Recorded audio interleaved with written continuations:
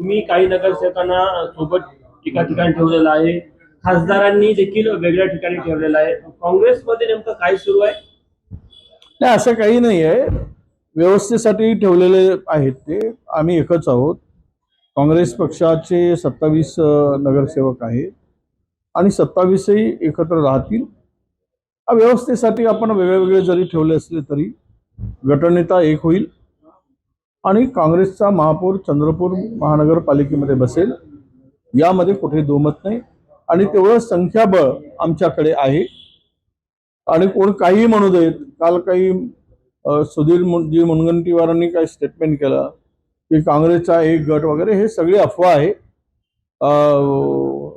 आणि ते मतदारामध्ये संभ्रम निर्माण करणारी गोष्ट आहे. त्यामुळे मला त्यामध्ये नगरसेवक पूर्णतः सुरक्षित आहेत. सर्व आमच्याकडेच आहेत. ते मग खासदारांच्याकडे असू दे की आमदारांच्याकडे असू दे, आम्ही काँग्रेसचे आहोत. आम्ही एकत्र येऊ, गटनेता तयार करताना एकत्र येऊ आणि सत्ता स्थापन करतानाही आम्ही एकत्रच राहणार आहोत. काँग्रेस म्हणून आम्हाला आमच्या महानगरपालिकेवर सत्ता प्रस्थापित करणं, यासाठी लागणारं संख्याबळ 3 अपक्ष जे काही आहेत आमच्याबरोबर आघाडीमध्ये होते, आम्ही ज्यावेळेस अलायन्स केलं होतं शेकापचे, ते सुद्धा आमच्या सोबत आहेत. आणि वर सत्ता स्थापन करण्यासाठी लागणारी जे काही संख्या लागते त्याची व्यवस्था झालेली आहे. वेगवेगळे राहत असल्यामुळे कुठंतरी शंका अनेकांनी उपस्थित केला. नाही, शंका उपस्थित कोणाला काय करायचं ते करू देत. आता तिकडे मुनगंटीवारांची माणसं वेगळी आहेत, जोरगेवारांची माणसं वेगळी आहेत. म्हणजे काय ते एकत्र येणार नाही असं होत नाही. कालच जोरगेवारांची माणसं एका नागपुरातल्या हॉटेलमध्ये आहेत, मुनगंटीवारांची माणसं दुसऱ्या हॉटेलमध्ये आहेत, आम्हाला माहिती आहे. त्यामुळे ह्यामध्ये काही हे नाही. ते एकत्र येतात, आम्ही एकत्र येतो. पंजाब चिन्हावर काँग्रेस पक्षाच्या भरोश्यावर निवडून, काँग्रेस पक्षाकडून ते निवडून आलेले आहे. आणि तिथे कुठेही त्यांना काही चुकीचा निर्णय घेण्यासाठी कुणालाही स्कोप नाही आहे. गटाचा गटनेता असेल, तुमच्यासोबत जे नगरसेवक आहेत त्यांच्यापैकी होणार आहे का खासदार मॅडम सोबत आहे त्यांच्यापैकी? नाही, आमचं असं मत आहे की जो सिनियर आहे, जुना काँग्रेसी आहे, निष्ठावंत आहे, प्रामाणिक आहे पक्षाशी, त्याला गटनेता करावायचं असं आमची चर्चा आहे.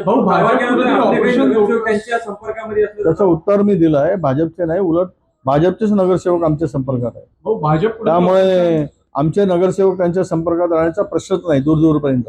हे काहीतरी हवेवर तीर मारण्याचा प्रकार आहे तो. लोटस ऑपरेशन राबवत अशी तुम्हाला भीती आहे का? तुम्ही नगरसेवक दूर नाही, त्यांनी पण ठेवलाय. त्यांना मग पंजाब ऑपरेशन वापरला चाललंय असं होईल का? त्यांचे पण नगरसेवक बाहेर आहेत. शिंदे साहेबांचे नगरसेवक बाहेर आहेत. उद्या भाजपचे नगरसेवक बाहेर जातील. असं नाही की ठीक आहे, एकत्र राहिले पाहिजेत. निवडणुकीच्या पिरियडमध्ये सगळेच एकत्र ठेवतात. शिंदे साहेबांचे सगळे नगरसेवक एकत्र वावरत आहेत, एकत्र दिसत आहेत, जेव्हा की चंद्रपूर मधलं चित्र वेगळं दिसत आहे आणि त्यामुळे एक वेगळा संदेश चालला. जाऊ दे ना, हा संदेश निवडणूक होईपर्यंतच राहील ना. निवडणूक झाल्यानंतर संदेश संपेल. त्यामुळे आम्हाला माहित आहे की एकत्रितपणे राहून आपल्याला या निवडणुकीमध्ये काँग्रेसला सत्ता मिळवायची आहे आणि जनतेने तिथल्या काँग्रेसला हातात सत्ता देण्यासाठी आमच्याकडे त्यांनी मतदान केलेलं आहे. महानगरपालिकेच्या निवडणुका संपल्या आहेत, पण लाडक्या बहिणींना हप्ते मिळाले नाही. अमरावती वर्धामध्ये आक्रोश नाही, ते आता निवडणुकीच्या तोंडावर जुळवाजुळव करायचा प्रयत्न केला. 14 तारखेला 15ला निवडणूक आहे. 14 तारखेला त्यांच्या अकाउंटमध्ये पैसे घालून पुन्हा मतं मिळवण्याचा केविलवाणा प्रयत्न सत्ताधाऱ्यांनी केला महायुतीने. परंतु त्यामध्ये ते पैसे नसल्यामुळे, काही कमी पडल्यामुळे सफल झाले नाही. आता पुन्हा पुढच्या निवडणुकीची वाट पाहावी लागेल असं मला वाटतं. मुंबईमध्ये शिंदेचा स्ट्राईक रेट राहिला नाही अशी चर्चा भाजपच्या गोटात आहे. जास्त जागा घेऊन कमी जागांवर शिंदेचे नगरसेवक निवडून आले. एक गट दिल्लीमध्ये अशी तक्रार करणार आहे की भाजपनं जास्त जागा लढल्या असतात तर बहुमताचा आकडा भाजपनं स्वतः गाठला. या जर तरच्या गोष्टी आहेत. असंही म्हणतात की काँग्रेस मनसेने लढले असते तर 150 जागा आल्या असत्या. मग आता यामध्ये अशी चर्चा आहे की मनसेने अधिक जागा घेतल्यामुळे शिवसेनेला फटका बसला. हे निवडणुकीनंतरचे चर्चा आहे. जो जिता वो सिकंदर, जिसके पास मिळालं त्या परिस्थितीमध्ये चर्चा झाल्यानंतर जे काही मॅन्डेट मिळालं ते स्वीकारलं पाहिजे. संजय राऊत यांनी म्हटले की चंद्रपूरमध्ये उबाठाच्या नगरसेवकाशिवाय महापौर बसणार नाही. नाही, ते उभाटांची आपण युती नव्हती, पण उभाटा आणि आम्ही महाविकास आघाडीमध्ये एकत्र आहोत, म्हणून आम्हाला वाटतं की आपण एकत्र राहून सत्ता स्थापन करावी अशी आमची भूमिका आहे आणि त्यासाठी त्यांच्याशी चर्चा आमची सुरू आहे. त्यांनी पण उभाटाने पण महापौर पदाचा दावा केलेला आहे चंद्रपूरमध्ये. मागे त्यांनी दावा केलेला आहे, प्रश्नच नाही, त्यांनी दावा करण्याचा त्यांचा अधिकार आहे. कारण पण ते आता चर्चा करून आम्ही तो निर्णय घेऊ.